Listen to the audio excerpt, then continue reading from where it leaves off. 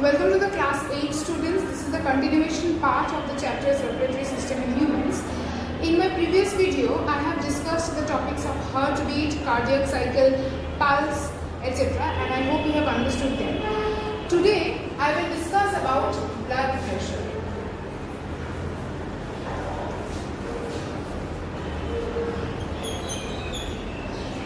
What is blood pressure? Look at your book.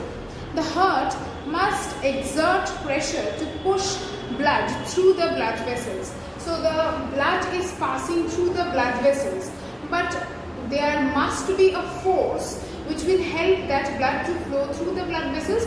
So what is that force? A pressure means pressure is a type of force only. A pressure which the heart is exerting to push the blood through the blood vessels. Okay. The force of blood exerted against the arterial walls by heart is known as blood pressure. So if you have to define what is blood pressure, you will say that the force of blood exerted or given on the arterial walls, means the walls of the arteries. Arteries means the blood vessels that are carrying oxygenated blood. So the force of blood given against the arterial walls by the heart is known as blood pressure. Clear? It varies from one part of the body to another and has two limits, upper limit and lower limit. So the pressure of the blood which it exerts on the arterial walls varies in different parts of the body, and also it has two limits, one upper limit and lower limit.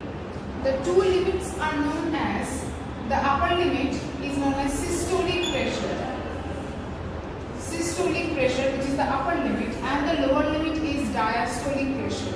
The lower limit is diastolic pressure. Okay.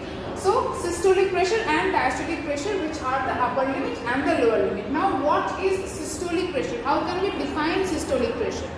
The average pressure produced in the ventricles when they contract and pump blood out into the aorta and pulmonary artery is known as systolic pressure. Think about the chambers of the heart. Right auricle, left auricle, right ventricle, left ventricle.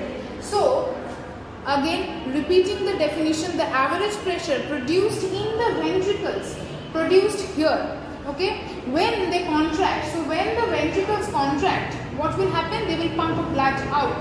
Where will the blood be given out? From the right ventricle, the blood will be given out to the pulmonary artery and means ultimately to the lungs, and from the left ventricle, the blood will be given out to the aorta, to the different parts of the body. So when the ventricles contract, they pump blood into the aorta and the pulmonary artery is known as systolic pressure. So systolic pressure, again I am repeating the definition. It is the average pressure produced within the ventricles when they contract and pump blood out into the aorta and the pulmonary artery is known as systolic pressure. Now coming to what is the how can we measure the systolic pressure? It is equal to the pressure exerted by a column of 120 mm Hg. So systolic pressure is 120 mm Hg.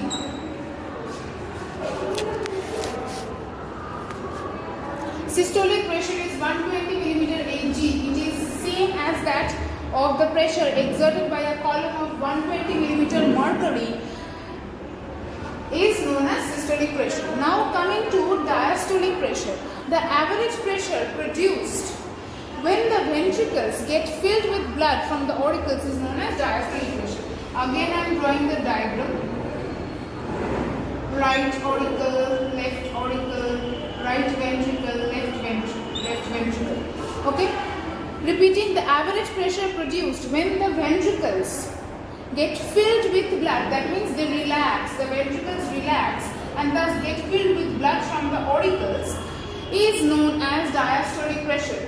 So systolic pressure is when the ventricles contract and pump out blood, and diastolic pressure is when the ventricles relax and get filled up with blood from the auricles, and it is equal to 120 millimeter Hg. It is equal 120 millimeter Hg. I hope systolic pressure and diastolic pressure, which are the upper and the lower limits, is clear to you all.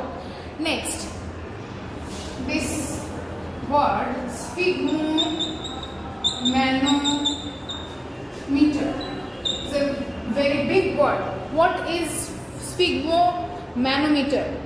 Blood pressure is measured by a machine or a device which is known as sphygmomanometer. You will have to learn this name, sphygmomanometer. Clear? The normal value of blood pressure in an adult is considered to be 120 by 80 millimeter Hg. I have already said this is the upper limit or the systolic pressure, and 80 is the lower limit or the diastolic pressure. Okay, it varies from person to person, and the factors that keep changing the blood pressure of a person's body are age, sex or gender, and health. How healthy or unhealthy the person is, on that depends the blood pressure of a person. Okay, so I hope this portion is clear to you all.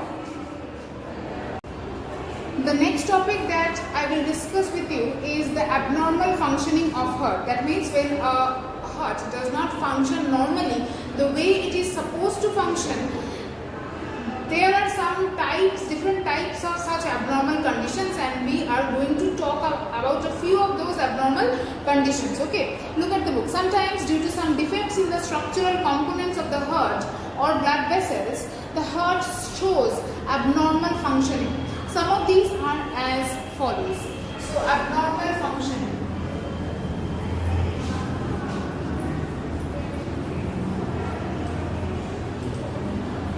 Of heart. Clear? Number 1, palpitation. What is palpitation? Look at your book. Palpitation makes a person feel as if his heart is beating too fast, skipping a bit, or fluttering. Means when the heart beats too fast, the person feels that the heart is beating too fast, or it is skipping a bit. So fast it is beating that the person is feeling that person is skipping one beat, or it is as if it is fluttering, it is running. Okay, so that is the symptoms of palpitation. The person may notice heart palpitations in the chest, throat, or neck. Where can these feelings of fluttering heartbeat or skipping a heart or too fast heartbeat can be felt? They can be felt in the chest, throat, or neck. Palpitation is usually caused by anxiety or some coronary heart disease. So if a person suffers from anxiety, too much stress, those things can cause palpitation. Okay, this may also be caused due to the effect of some medicines. The side effects of some medicines can also cause palpitation. Okay, so I hope you have understood what is palpitation. The main thing of palpitation is that the patient feels as if the heart is beating very fast, or the person is skipping a heartbeat, or the heartbeat is fluttering, and this may be a result of anxiety, coronary heart diseases, or also some side effects of any medicine. Okay, I hope this till palpitation which is clear to you all. I will continue with the rest of the abnormal functioning of heart in the next video. Thank you.